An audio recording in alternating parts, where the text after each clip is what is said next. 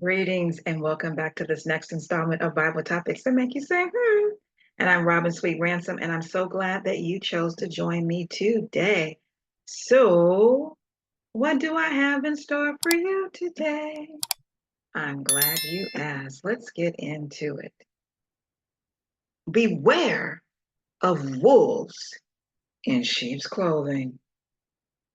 What am I talking about? Am I talking about literal wolves in sheep's clothing? Of course not. But I am talking about humans who pretend to be something that they are not. The question is, do you know any of these people? And a better question is, would someone say that you are a wolf in sheep's clothing? Let's get into it. Let's go to Matthew chapter 7. Jesus says, watch out for false prophets. They come to you in sheep's clothing, but inwardly they are ferocious wolves. By their fruit, you will recognize them. Do people pick grapes from thorn bushes or figs from thistles? Likewise, every good tree bears good fruit, but a bad tree bears bad fruit. A good tree cannot bear bad fruit, and a bad tree cannot bear good fruit. Every tree that does not bear good fruit is cut down and thrown into the fire. Thus, by their fruit, you will recognize them. Let's continue. John 10 says, so Jesus said again, I assure you, I am the door of the sheep. All who came before me are thieves and robbers, but the sheep didn't listen to them. I am the door. If anyone enters by me, he will be saved and will come in and go out and find pasture. A thief comes only to steal and kill and destroy. I have come that they may have life and have it in abundance. I am the good shepherd. The good shepherd lays down his life for the sheep.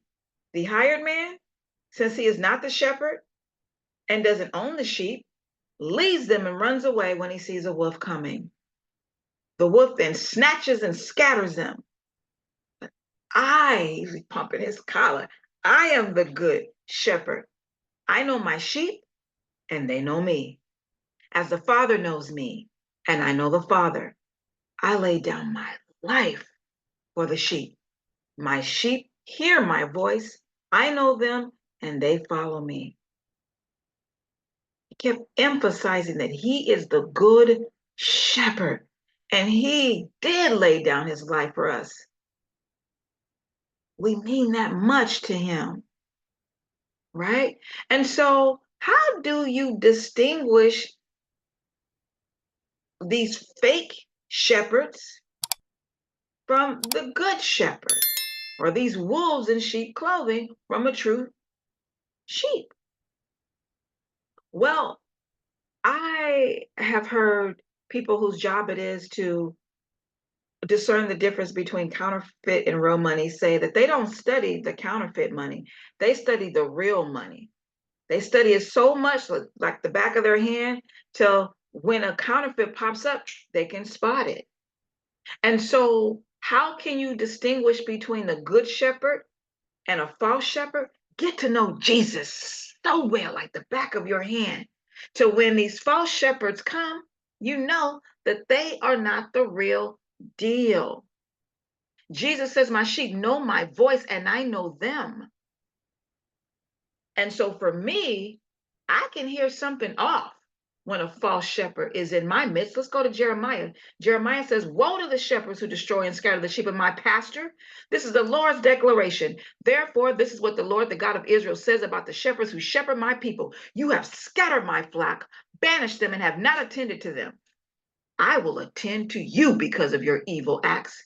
I will gather the remnant of my flock from all the lands where I have banished them, and I will return them to their grazing land. They will become fruitful and numerous. I will raise up shepherds over them who will shepherd them properly. They will no longer be afraid or dismayed, nor will any be missing. This is the Lord's declaration. Again, I say, beware of wolves in sheep's clothing who appear to be shepherds. Have you been fooled? It's easy to be fooled if you're not totally in tune with Christ. You can be fooled forever. forever, ever. But the closer you get to Christ, you won't remain full because you'll hear that something is off. Many mega church pastors are wolves in sheep's clothing. Not saying all, but many are. They preach prosperity over righteousness. Jesus didn't do that. He preached righteousness. He says, you must be righteous as I am righteous. They promise a life of peace rather than sacrifice.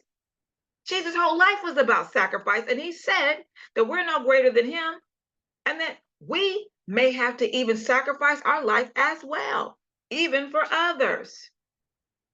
If we're to love others the way he loves us, true shepherds of Christ are not motivational speakers. I'm not a motivational speaker. I'm not here to make you feel good. I am here to make you be good. And that's what a true shepherd does. But they can sound good for a while, like this one here. I've listened to him a couple of times years ago, and he was encouraging. But then later I said, wait a minute, something's not right. He keeps holding up this Bible saying, this is my Bible. It says what I am what it says I am. And I never saw him open it and read scriptures. He may quote a scripture, but reading it, no. He tells a bunch of stories. No. And then he has the nerve to say, I'm paraphrasing, it's above my pay grade to talk about sin. What? That's what your job is. But no, they want to make you comfortable in your sin, so you keep giving them that money and making them rich. Notice these are the top 10 richest pastors in the world. I don't know who the 10th one is. They weren't on the cover, but I can think of several who could fill in that spot. And you know what? There are others who are wolves in sheep's clothing, and that are cults. They appear righteous, but they are wolves in sheep's clothing. And you know what? Jesus is the good shepherd. And you know what? His sheep know his voice. Do you know his voice?